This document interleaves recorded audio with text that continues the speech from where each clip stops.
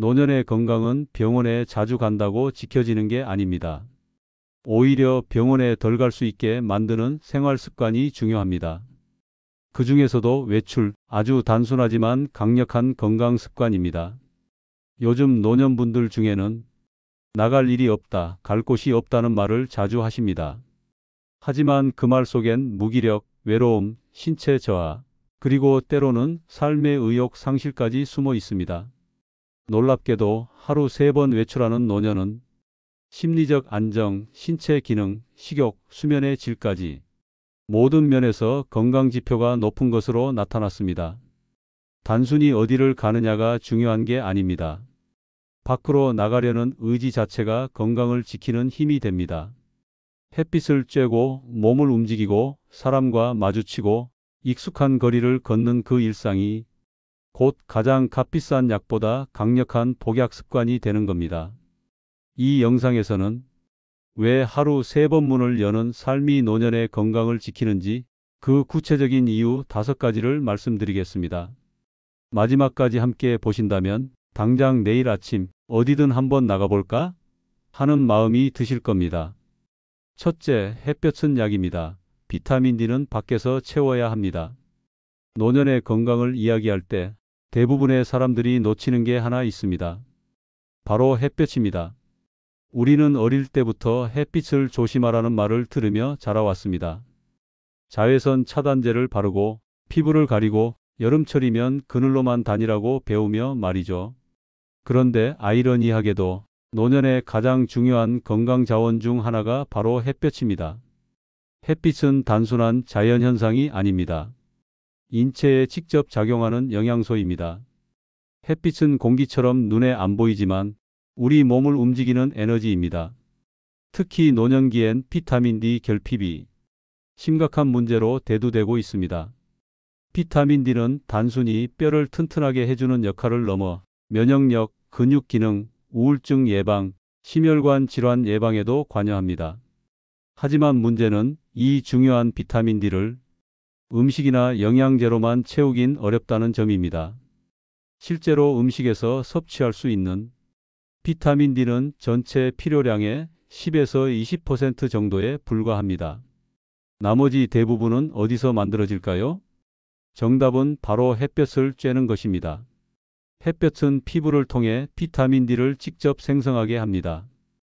햇볕 속 자외선 UVB는 피부에 닿으면 우리 몸속에서 비타민 D를 만들어내는 작용을 합니다.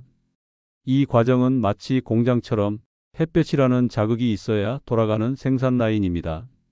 그런데 대부분의 노년은 햇볕을 쬐지 않습니다.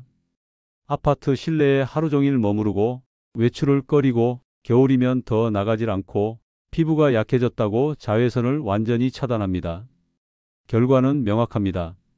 한국 노년의 약 70에서 80%가 비타민 D 결핍 상태라는 통계가 있을 정도입니다.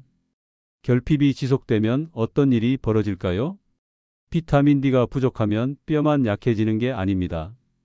많은 분들이 비타민 D를 단순히 골다공증과 연관지어 생각하지만 그건 일부일 뿐입니다.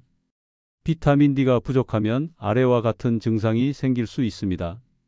쉽게 피로하고 무기력함, 작은 충격에도 손목, 척추, 골반 골절, 밤에 자다가 쥐가 자주 남, 면역력 저하로 감기, 염증 반복, 우울감, 무기력, 심지어 불안장애, 특히 노인 우울증과의 연관성은 매우 높습니다. 햇빛을 보지 않는 노년은 점점 감정이 무뎌지고 말이 줄고 웃음을 잃게 됩니다. 하루 15에서 30분 햇볕 아래 걷는 것만으로도 충분합니다. 그렇다면 얼마나 햇빛을 쬐어야 할까요? 정답은 생각보다 간단합니다. 오전 10시에서 오후 3시 사이, 주 3에서 5회, 하루 15분 이상, 팔이나 다리 일부가 햇빛에 노출되는 정도로 이 정도면 비타민 D를 충분히 생성할 수 있습니다. 특히 산책하며 햇볕을 쬐는 것은 가장 이상적인 방법입니다. 피부, 뼈, 근육, 뇌, 면역체계 모두에 이득이 됩니다. 햇빛은 노년의 감정에도 빛을 줍니다. 햇빛은 단지 비타민 D만 생성하는 것이 아닙니다. 햇볕을 받으면 세로토닌이라는 행복 호르몬이 분비됩니다. 세로토닌은 기분을 안정시키고 스트레스를 줄이며 밤에는 멜라토닌의 전구체로 작용해 숙면을 도와줍니다.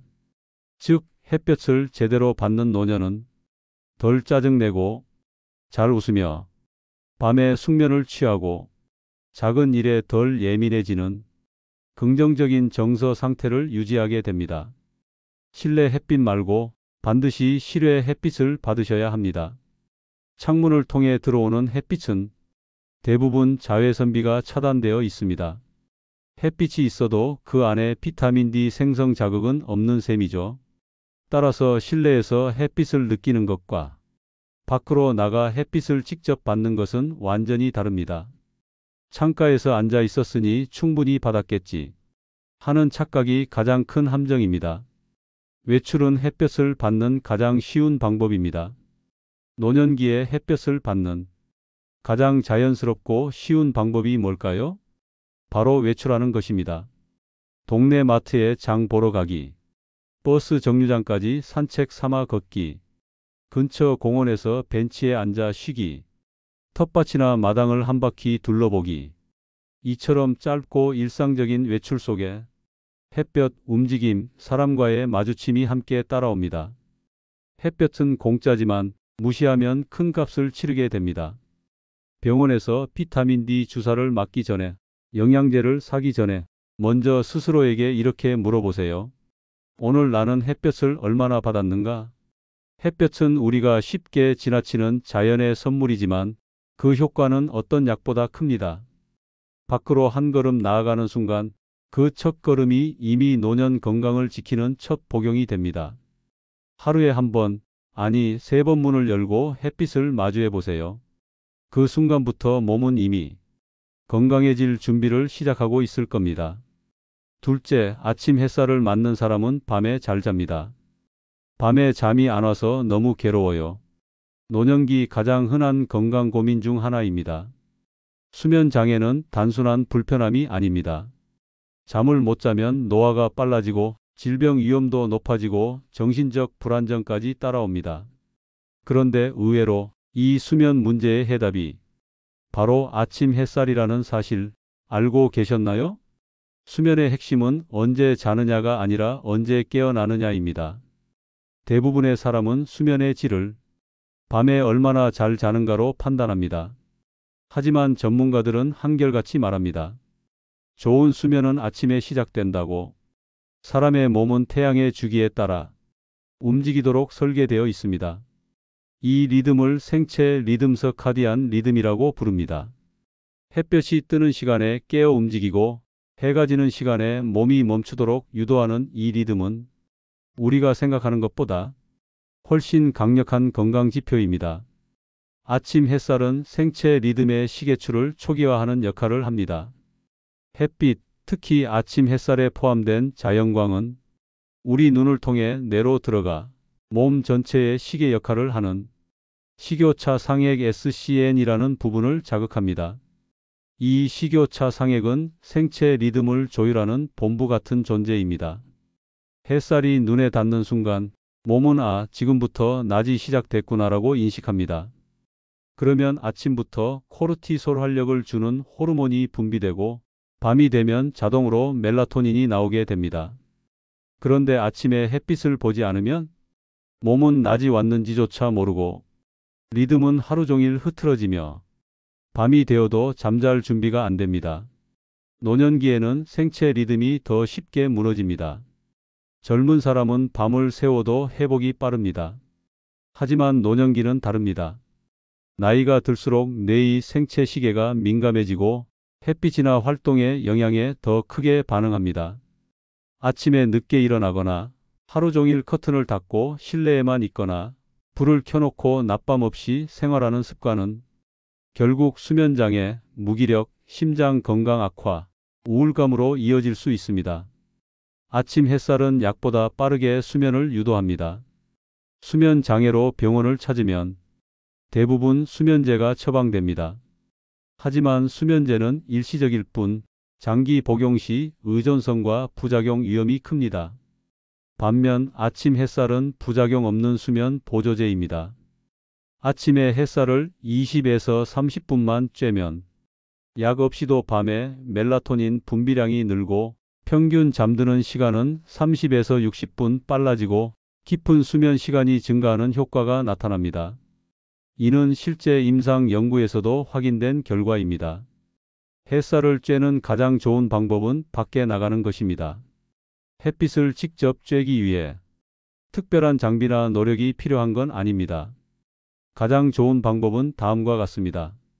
아침 7시에서 9시 사이 커튼을 활짝 열고 창문을 여는 것, 가능하다면 바깥으로 한 걸음 나가는 것, 동네 슈퍼나 정류장까지 짧은 산책도 효과적, 이렇게 눈으로 빛을 직접 받는 것이 핵심입니다.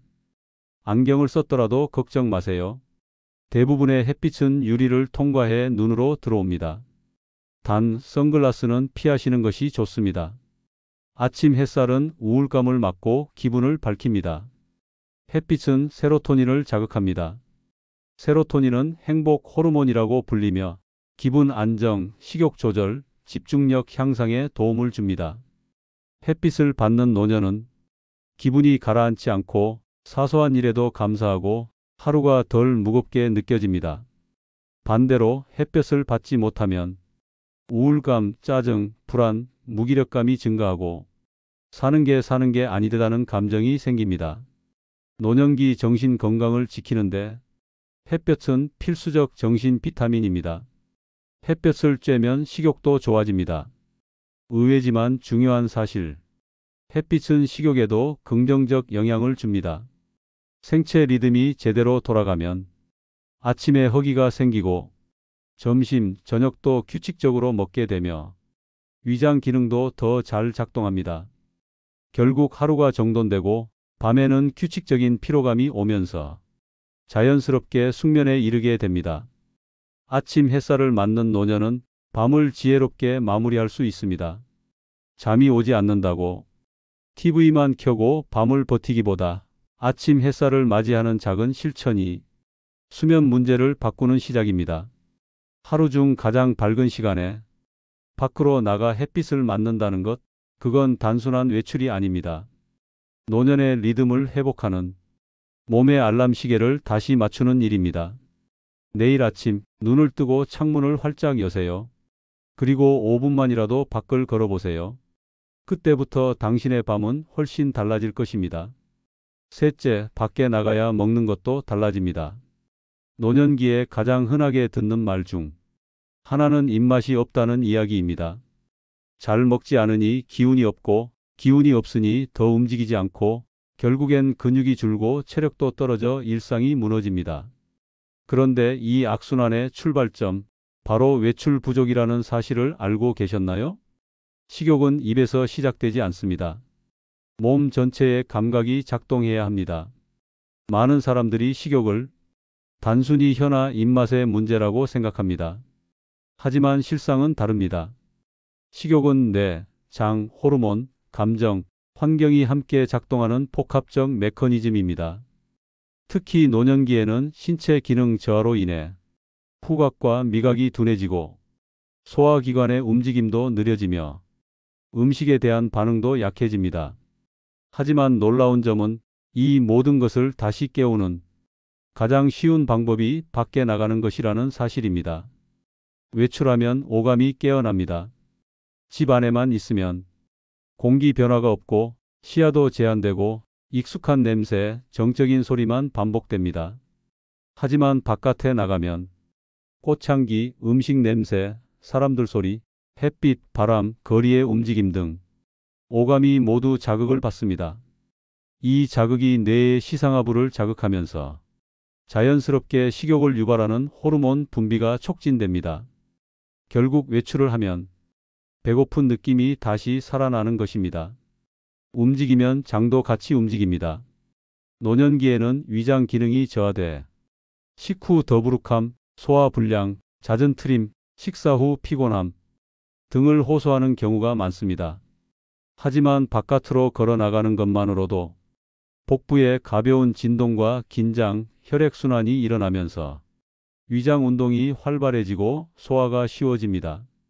실제로 식후 가벼운 산책은 노년기 만성 소화불량이나 변비를 예방하는 가장 효과적인 방법입니다. 외출이 식욕을 부르는 구체적인 예.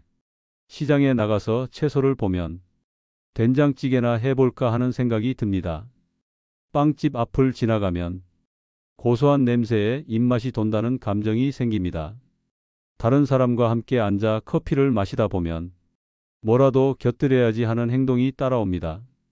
이런 작은 계기들이 하루 식사의 질을 바꾸고 그로 인해 영양 상태가 바뀌고 결국 건강 전체에 영향을 줍니다. 집에만 있으면 식욕은 무뎌지고 식사는 의무가 됩니다. 실내에서 반복되는 식사는 대충 차린 식판, 혼자 먹는 고요한 분위기, 식사 시간이 아닌 체험 시간이 되어버립니다. 이런 상태가 반복되면 식욕은 떨어지고 먹는 양이 줄고 살은 빠지는데 근육은 줄어 결국 노쇠 증후군이 시작됩니다. 노쇠는 단순한 약함이 아닙니다.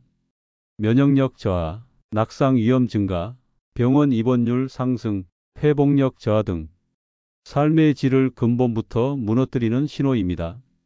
외출은 식욕 루틴을 만들어줍니다. 밖에 나간다는 건 단지 움직이는 게 아닙니다. 하루의 구조가 생기고 그 구조에 따라 식사 시간도 고정됩니다. 아침에 나가면 아침을 거를 수 없습니다. 점심 외출 후 허기를 느끼며 자연스럽게 식사로 이어집니다. 저녁쯤 잠깐 산책하고 오면 소화가 잘 되니 수면까지 부드럽게 이어집니다. 이처럼 외출은 식욕 사소화 수면이 루틴을 만드는 생활 동력이 됩니다. 사람과의 마주침이 식사도 바꿉니다. 외출 중 누군가와 마주치고 인사하거나 지인과 커피 한 잔을 하게 되면 혼자 먹는 습관에서 벗어날 기회가 생깁니다. 혼자 먹는 식사는 집중력 부족, 음식에 대한 흥미 감소, 더 느린 저작과 삼킴 기능 저하를 유발합니다. 반면 누군가와 함께 먹는 식사는 대화를 통해 섭취 시간이 길어지고 음식에 대한 관심도 높아지며 심리적으로 나도 돌봄받고 있다는 안정감을 줍니다. 입맛은 입에 있지 않고 생활에 있습니다. 식욕은 단순한 신체 기능이 아닙니다. 하루를 어떻게 보내느냐, 어떤 감각을 자극하느냐, 무엇을 보고 듣고 느끼느냐에 따라 식욕은 살아나기도 무너지기도 합니다. 밖으로 나간다는 건 몸이 아니라 삶을 움직이는 행위입니다. 바람을 맞고 사람을 보고 향기를 맡고 걸음을 걷는 그 모든 과정이 노년의 식사와 건강을 바꾸는 시작이 됩니다. 오늘도 집 안에서 입맛이 없네 하며 끼니를 넘기셨다면 내일은 말없이 신발부터 신어보세요. 그 작은 외출이 당신의 식탁을 다시 따뜻하게 만들어줄지도 모릅니다. 넷째, 가까운 시장, 정류장, 공원이 노년의 인생 학교입니다. 우리는 인생 대부분을 어디론가 가기 위해, 무언가를 배우기 위해, 누군가를 만나기 위해 수많은 장소를 들락날락하며 살아왔습니다. 하지만 노년이 되면 이런 장소들이 서서히 사라지기 시작합니다. 출근도 수업도 약속도 줄어들면서 점점 머무는 공간이 집 한 곳으로 줄어드는 것입니다. 그 결과는 분명합니다. 몸이 무겁고 마음이 막히고 하루가 길어지며 생각도 고여버립니다. 그런데 이 문제를 풀 수 있는 가장 가까운 해답은 멀리 있지 않습니다. 집 근처 시장, 정류장, 공원, 이 익숙한 장소들이 바로 노년의 인생 학교가 되어줍니다. 시장은 살아있는 교실입니다. 시장에는 수많은 정보, 감각, 이야기, 변화가 존재합니다.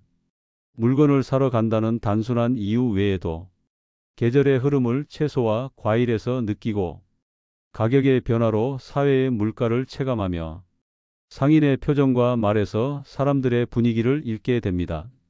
이건 단순히 장을 보는 게 아닙니다. 세상을 관찰하는 감각, 변화를 받아들이는 연습, 타인의 말에 귀 기울이는 자세를 익히는 수업입니다.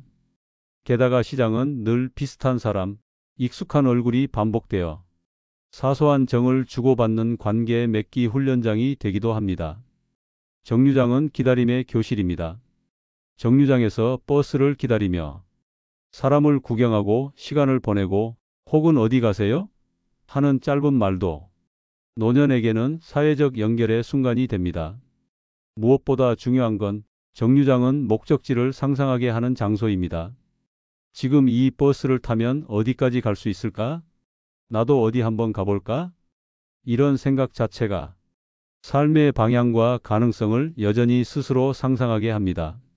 이는 나는 여전히 움직일 수 있는 사람이라는 자기 효능감을 유지시키는 중요한 훈련입니다. 공원은 몸과 마음의 운동장입니다. 공원은 걷는 곳이자 쉬는 곳이고 산책하는 이들의 속도를 관찰하는 곳이며 강아지를 보며 미소 지을 수 있는 장소입니다. 이처럼 공원은 자극과 휴식이 공존하는 공간입니다. 특히 노년에게 공원은 운동을 시작할 수 있는 문턱 낮은 곳이며 혼자 있어도 고립감을 덜 느낄 수 있는 열린 장소이며 나무, 새소리, 바람 같은 자연 자극을 통해 심리 안정과 정서 회복을 할 수 있는 치유의 공간입니다. 세 곳 모두가 관찰과 대화의 장입니다. 이 세 장소는 특별한 약속 없이도 나갈 수 있고 돈을 들이지 않고도 쉴 수 있으며 말 한마디 없이도 사람과 연결된 느낌을 줄 수 있습니다. 게다가 중요한 것은 이 세 곳 모두에서 공통적으로 일어나는 두 가지 행위가 있다는 점입니다. 바로 관찰과 대화입니다. 관찰은 뇌를 움직이게 합니다. 지나가는 사람의 옷차림, 들리는 이야기 조각, 물건 가격의 변화, 하늘의 색깔과 구름의 모양, 이런 사소한 관찰이 뇌를 자극하고 상상력과 판단력을 유지시킵니다. 대화는 마음을 움직이게 합니다. 이거 얼마예요? 오늘도 나오셨네요. 버스가 왜 이렇게 안 오죠? 날씨가 많이 풀렸죠? 이 짧은 한두 마디가 정서적 고립을 막고 존재감을 확인하는 가장 강력한 수단입니다.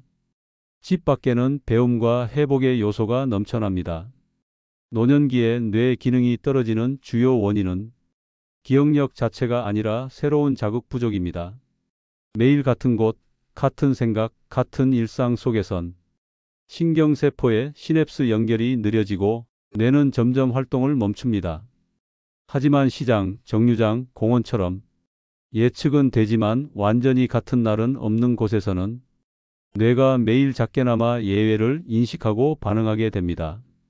이게 바로 뇌를 젊게 만드는 신경가소성의 원리입니다. 이 세 곳을 매일 다녀야 하는 이유.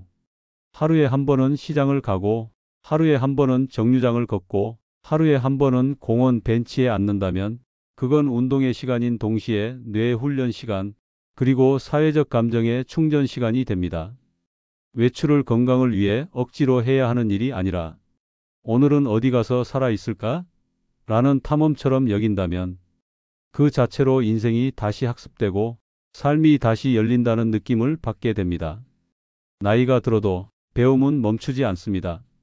학교에 가지 않아도 학원을 다니지 않아도 누가 가르쳐주지 않아도 삶은 여전히 우리를 가르칩니다. 그 가르침은 멀리 있지 않습니다. 우리 동네의 시장, 정류장, 공원이 바로 노년기 인생의 가장 생생한 수업 공간입니다. 오늘은 어디를 한번 가볼까? 그 짧은 질문이 지금 당신의 몸, 마음, 뇌를 깨우는 첫 수업이 될 것입니다. 다섯째, 하루에 3번 문을 열면 마음의 문도 열립니다. 요즘 들어 이상하게 사람 만나는 게 피곤해요. 아무 일도 없는데 괜히 마음이 허하고 외로워요. 말을 안 했더니 이제는 말하는 것도 귀찮아졌어요. 이런 말들을 듣다 보면 몸보다 먼저 다치는 게 마음이라는 사실을 실감하게 됩니다. 노년기는 활동이 줄고 만남이 줄고 자연스럽게 감정의 표현도 줄어드는 시기입니다. 이 과정에서 고립과 무감정이라는 두 가지 그림자가 서서히 드리웁니다. 그런데 이 마음의 닫힘은 의외로 문을 여는 습관 하나만으로도 달라질 수 있습니다. 실제로 하루에 3번 문을 여는 행동 자체가 마음의 흐름을 바꾸는 시작이 됩니다. 문은 단순한 출입구가 아니라 심리의 전환 장치입니다. 하루 종일 집 안에 있으면 생각이 한 방향으로만 흐르고 감정은 점점 단조로워지며 외부 세계와의 연결감은 끊깁니다. 그러다 문을 여는 순간 바깥의 공기, 다른 풍경, 거리의 소음, 햇빛과 바람, 이 몸을 스치며 내가 혼자 있는 게 아니구나 하는 감각이 돌아옵니다. 이 짧은 순간이 심리적 문을 다시 열게 하는 자극이 됩니다. 문을 여는 행위 자체가 행동 개시입니다. 심리학에서 시작이 반이다라는 말은 실제로 행동 변화에도 적용됩니다.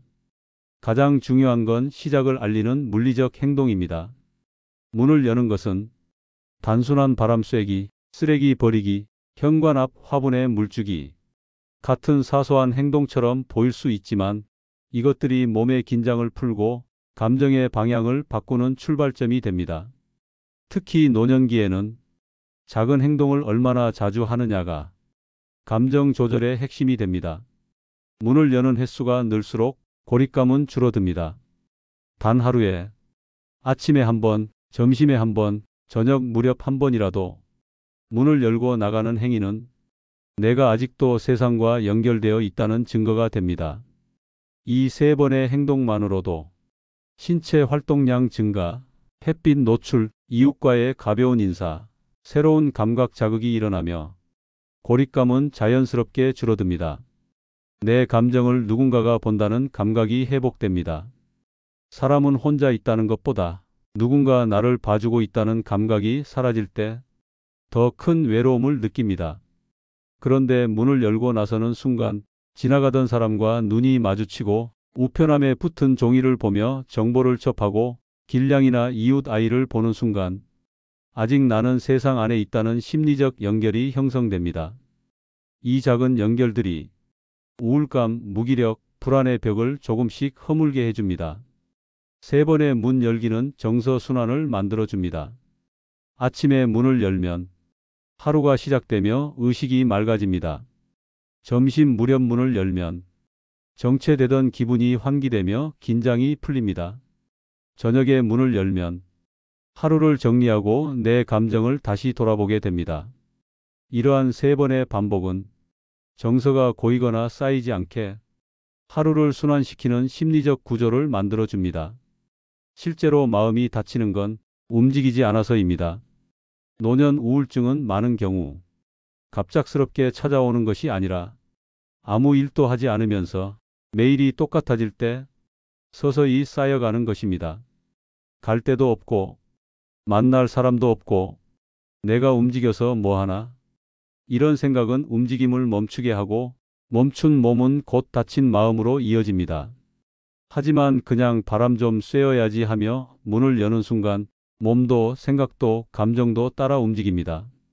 문을 여는 순간 내가 내 감정을 먼저 만나게 됩니다. 하루 종일 집 안에 있으면 오히려 내가 지금 어떤 감정인지조차 인식하지 못하게 됩니다. 하지만 문을 여는 그 짧은 순간에 내가 오늘 왜 이렇게 답답했지? 괜히 울컥한 기분이 있었네. 밖은 이렇게 밝은데 나만 무기력했구나. 이런 감정의 실체를 만나게 됩니다.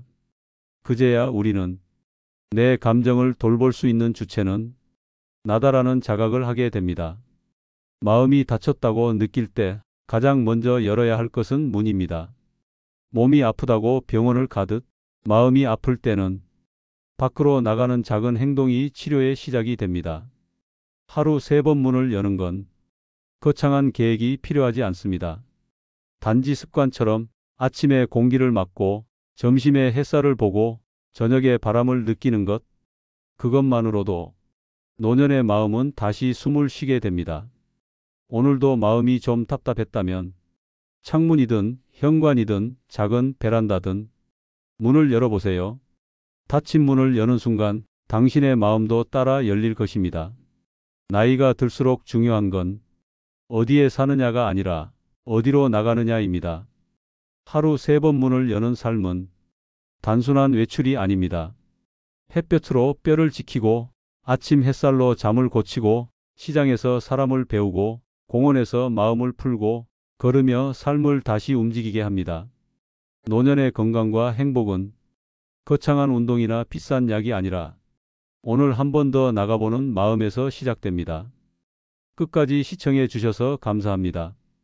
이 영상이 오늘 하루를 조금이라도 바꿔주었다면 좋아요 한번, 구독 한번 눌러주세요. 여러분의 좋아요가 저의 채널의 내일을 움직입니다.